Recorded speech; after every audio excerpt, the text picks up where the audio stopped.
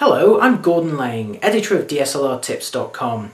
All digital cameras have got automatic exposure modes, and on the whole they do a pretty good job, but they don't always give you the result that you're looking for. Sometimes the pictures that you get just look a little bit brighter than the way you wanted them to, but fortunately this is something that's very easy to correct, and in this workshop I'll show you everything you need to know. Sunsets are a classic example. When we took this picture, the sky was incredibly vibrant with very deep, bright colours, and the foreground was very darkly silhouetted against it. It was a spectacular scene, but unfortunately the camera, when set to automatic, has recorded something that looks quite different. The sky looks too bright and washed out, and the foreground just isn't that really crisp, dark silhouette we were hoping for. Sometimes the camera has technically got the exposure absolutely spot on, but artistically speaking it's just not quite the result you were hoping for.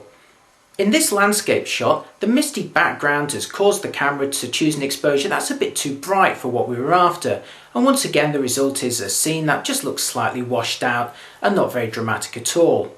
What you want is some kind of way to tell your camera to deliberately underexpose the picture and therefore make it darker than normal. Fortunately, this sort of feature is built into every digital camera and it's called exposure compensation. It uses a scale. If you move it towards the positive direction, the picture will be brighter than normal, and if you move it in the negative direction, the picture will be darker than normal. Here's how it works in practice. Most digital SLRs show the exposure compensation as a scale on the back of the screen. This scale is also normally visible on most models when you look through the optical viewfinder. If your digital SLR has a screen on the top of the body, the scale will also normally be shown there. If you can't see the scale at all, it's probably because your camera is one of those models that hides it when it's in fully automatic mode. That's the case with this Canon product, so what we've done here is turned the command dial from the green rectangle to the P mode. That stands for program. It's still fully automatic, but it just allows you to make more adjustments.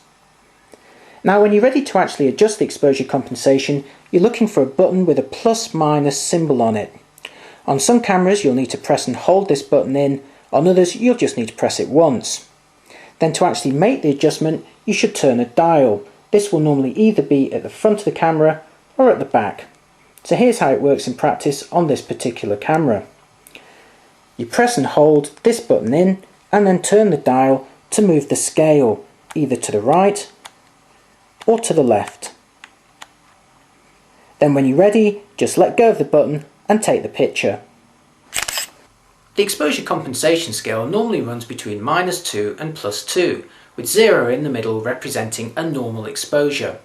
If you set the scale to -1, the camera will halve the exposure and therefore make the picture twice as dark. If you set it to -2, it will quarter the exposure and make it 4 times darker than normal. Most cameras allow you to make fine adjustments in steps of either 1/2 or 1/3, and the trick is to simply experiment until you get the result you're looking for. So here's that photo of a sunset again, taken with the automatic settings, and it's looking a bit too bright. So what we're going to do is set the compensation to -1, and here's the result. As you can see, the camera has halved the exposure, making it darker, but also making the colours in the sky much more vibrant looking, and it's also rendered that foreground into a nice dark crisp silhouette. Now let's take a look at this landscape shot again. Here it is in automatic, and once again looking a bit too bright. Now here it is with again an exposure compensation of -1, halving the exposure and making it twice as dark, and again it's made the sky more dramatic and it's allowed the colours to just look much better than before. This technique is great for darkening skies and making them look more dramatic. In this example of a rainbow, once again taken with compensation of -1, the background is darker and it's given a much better contrast against the bright colours of the rainbow.